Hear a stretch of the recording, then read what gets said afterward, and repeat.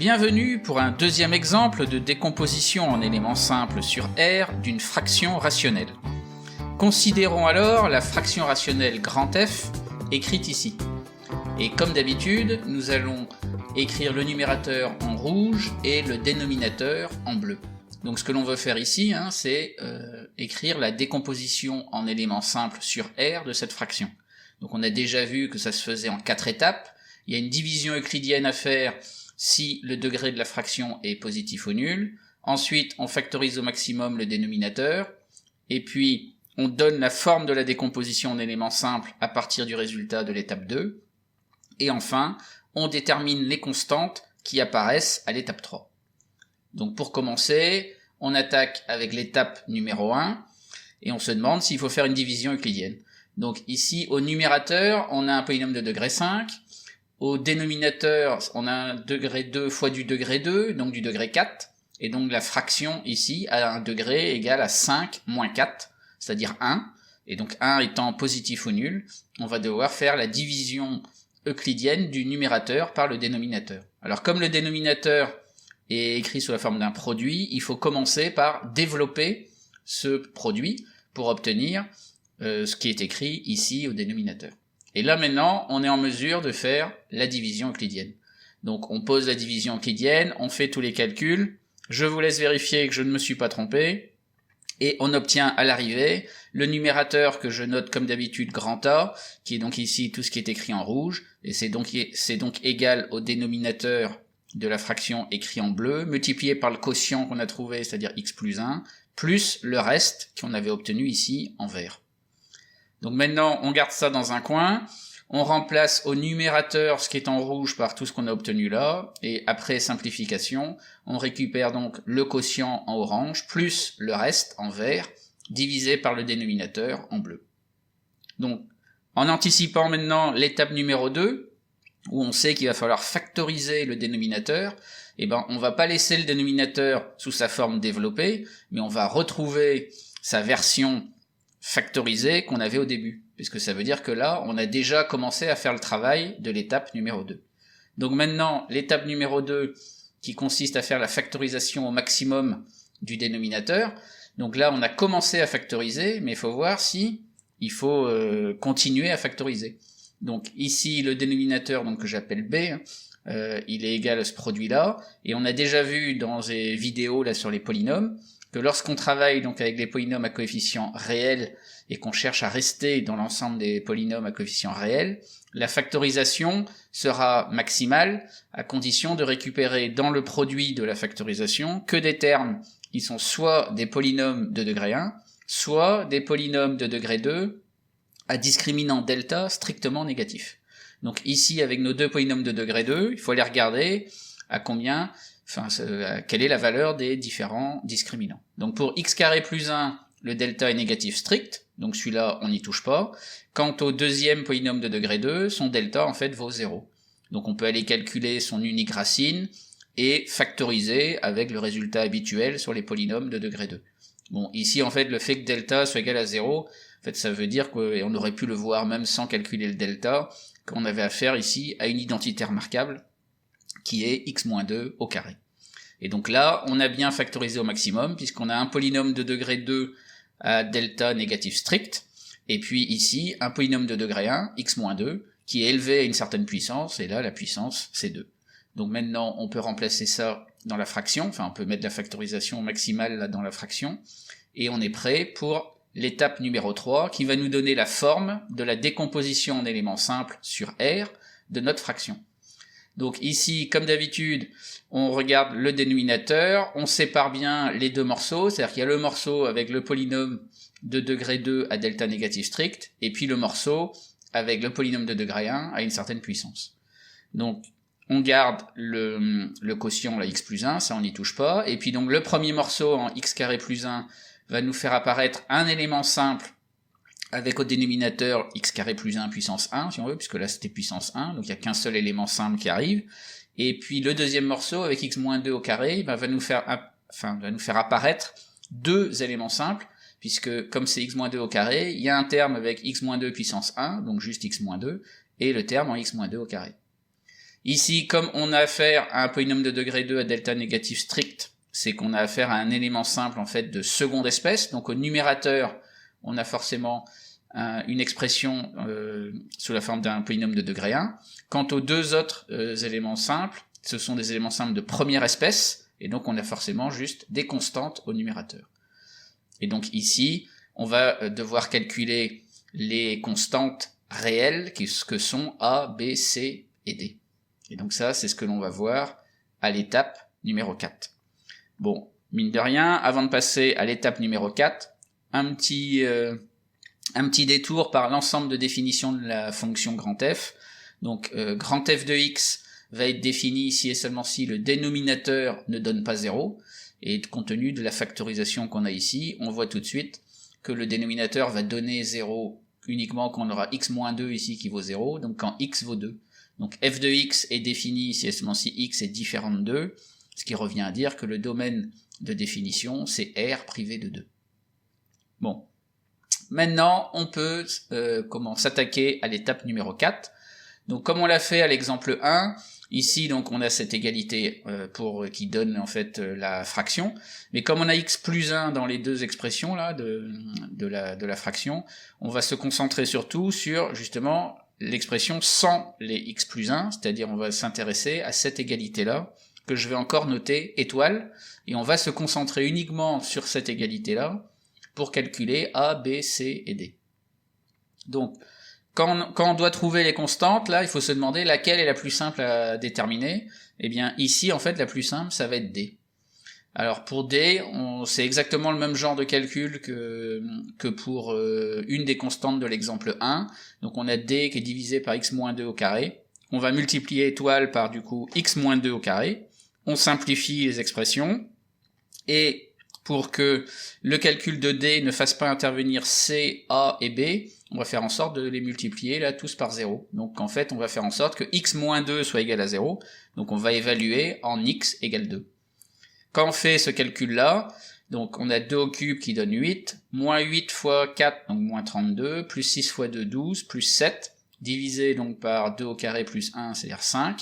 Là, ça fait tout ça fois 0, plus tout ça, enfin C fois 0, plus D. Donc on a bien 0 plus D.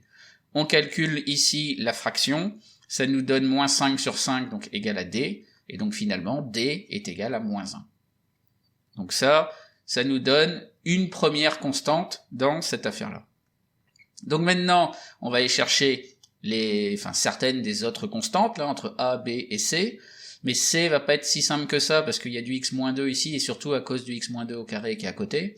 Donc en fait, l'idée c'est d'aller chercher A et B, et on va voir en fait ici une technique qui va nous permettre de trouver A et B directement. C'est-à-dire en un seul calcul, on va trouver deux constantes, ce qui est quand même plutôt pas mal. Alors, pour faire ça, on procède comme avec D, comme D était divisé par x moins 2 au carré, ici ax plus b est divisé par x carré plus 1, donc on va multiplier étoile par x carré plus 1. Donc on fait les calculs, on fait les simplifications, ça nous donne ça, et l'idée, c'est d'aller chercher A et B sans connaître C et D, donc il faut encore les multiplier par 0. Mais si on veut les multiplier par 0, il faut trouver un x qui fait x au carré plus 1 égale à 0. Alors là, du coup, c'est un peu plus subtil, parce que pour trouver un x qui fait x carré plus 1 égale à 0, on est obligé d'aller chercher un x qui est un nombre complexe. Et précisément, un complexe qui fait x au carré plus 1 égale à 0, c'est soit i, soit moins i.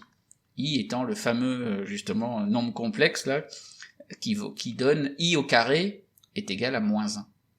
Et donc ça permet justement d'annuler x carré plus 1. Donc ici, il faut bien se rendre compte que a priori x c'était quand même un réel depuis le début, et là on est en train de dire bah tiens on va évaluer en un nombre complexe. Donc en fait on peut vraiment utiliser les nombres complexes ici, mais je préfère m'abstenir de donner les raisons exactes du pourquoi on peut le faire. Je vous laisse découvrir ça par vous-même si vous voulez approfondir cela, mais dans un premier temps, il vaut mieux se dire on a le droit de le faire, et donc on fait et on se lance dans les calculs. Donc dans les calculs, quand on fait ça, on va récupérer donc i au cube pour commencer, mais comme i au cube c'est i fois i carré égale moins 1, donc ici ça va faire moins i, après moins 8 i carré, mais i carré vaut moins 1, donc ça fait plus 8, donc plus 6i plus 7, divisé donc par i moins 2, le tout au carré, donc égale a fois i plus b, donc ça aucun souci. Comme i carré plus 1 va donner 0, ben ça va donner ici plus 0 plus 0. Donc ça, on récupère donc AI plus B égale, donc on calcule au numérateur, ça fait 15 plus 15i, et on développe le dénominateur ici, qui nous donne i moins 2 au carré, donc i carré moins 4i plus 4. On peut simplifier un peu ici au dénominateur, puisque i carré vaut moins 1, et ça nous donne 15 plus 15i sur 3 moins 4i. Donc maintenant, ce qu'on cherche, nous, c'est deux constantes qui sont réelles, c'est important de le préciser, A et B, donc qui vérifie AI plus B égale cette fraction-là sur les nombres complexes.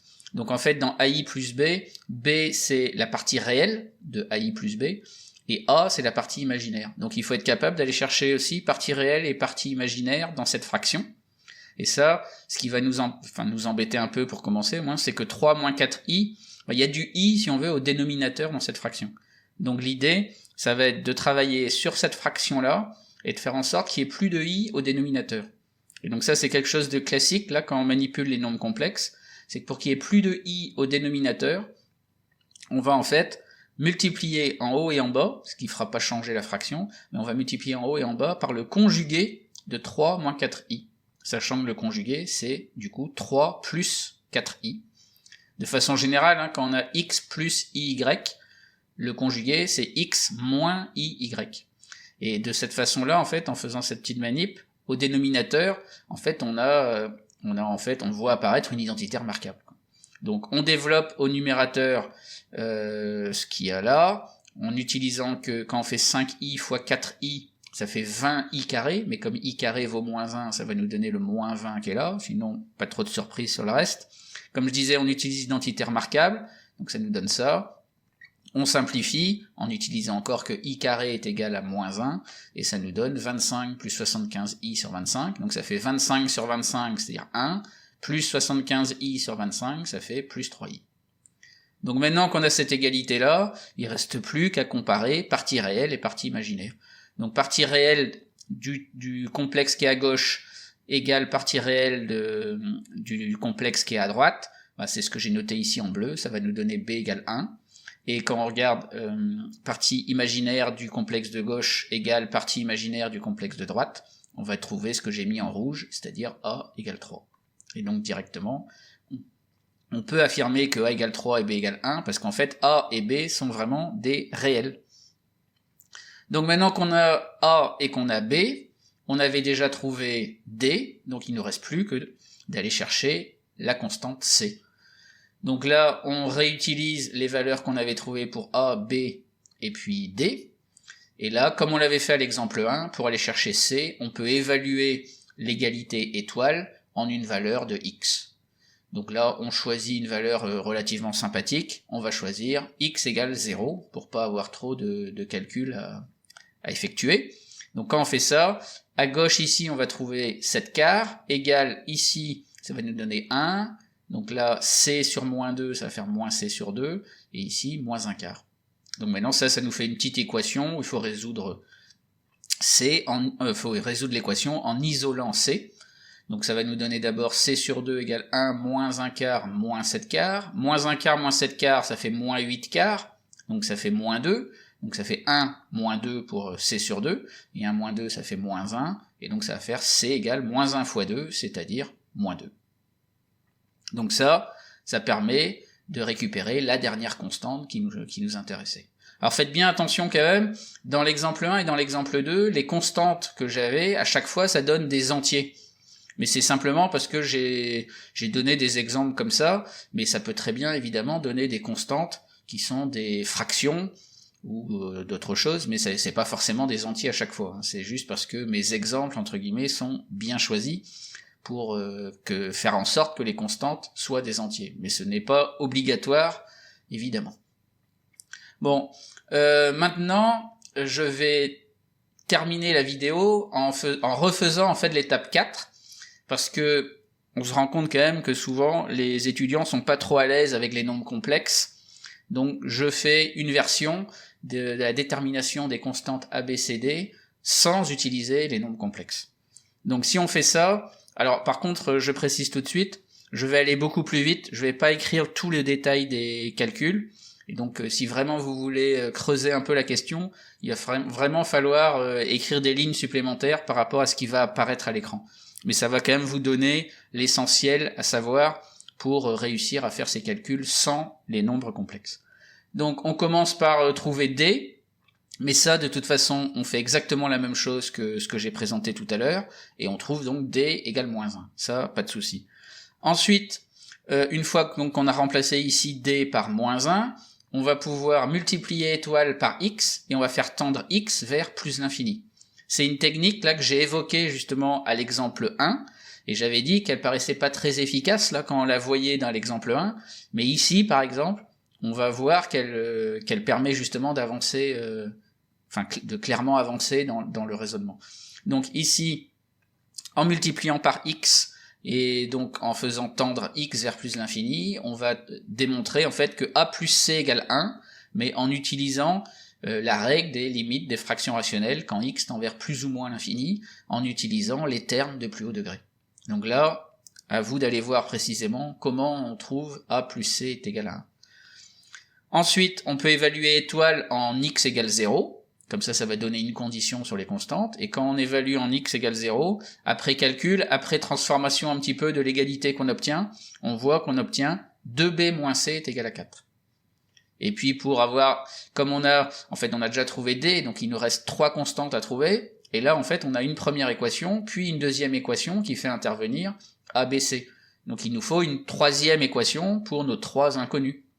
Donc on va encore évaluer en une autre valeur, donc on va prendre une valeur relativement sympathique qui va être x égale 1, et ça encore, on remplace x par 1, on fait tous les calculs, on transforme un peu l'égalité qu'on obtient, et à l'arrivée, on peut montrer qu'on a a plus b moins 2c est égal à 8. Et donc finalement on a ici là, équation numéro 1, équation numéro 2 et équation numéro 3, pour nos 3 inconnus que sont a, b et c. Donc si on veut, c'est un petit système à résoudre à 3 équations, 3 inconnus. Donc si on résout ça rapidement, en fait on se rend compte que la première équation ici permet de trouver A en fonction de C, la deuxième permet d'exprimer B en fonction de C, et donc du coup en remplaçant A par son expression en fonction de C et B avec son expression en fonction de C, on aura une égalité ici, ou une équation si on veut, avec uniquement C, et ça permettra de trouver C. Donc si on le fait rapidement, avec ici la première équation, en fait le A qui est là, en fait il vaut 1 moins C, plus le B qui est ici, mais comme on exploite ça, ça va nous donner pour B 4 plus C sur 2, et donc ici, moins 2C égale à 8. Donc maintenant ça c'est une équation où il n'y a plus que C dedans, on résout ça de façon classique, et ça permet de trouver C est égal à moins 2. Et une fois qu'on a C qui vaut moins 2, on remplace ici, donc ça nous donne A qui est donc égal à 1 moins C, donc comme C vaut moins 2, on trouve A égale 3. Et pareil, pour B, on a dit que B, à partir de cette équation-là, c'était 4 plus C sur 2, on remplace C par moins 2, et ça nous donne B égale 1. Et évidemment, on retrouve les mêmes constantes qu'on avait trouvées précédemment en utilisant les nombres complexes. Et à l'arrivée, nous obtenons cette décomposition en éléments simples sur R. Alors, il ne faut pas s'étonner que ce genre d'exercice prenne beaucoup de temps. Cependant, une fois qu'on accepte d'y aller pas à pas, chaque étape se fait relativement bien, et il faut faire attention aux petites erreurs de calcul qui peuvent se payer cash. Alors, restez vigilants sur la division euclidienne, la factorisation et les calculs des constantes. Et surtout, entraînez-vous.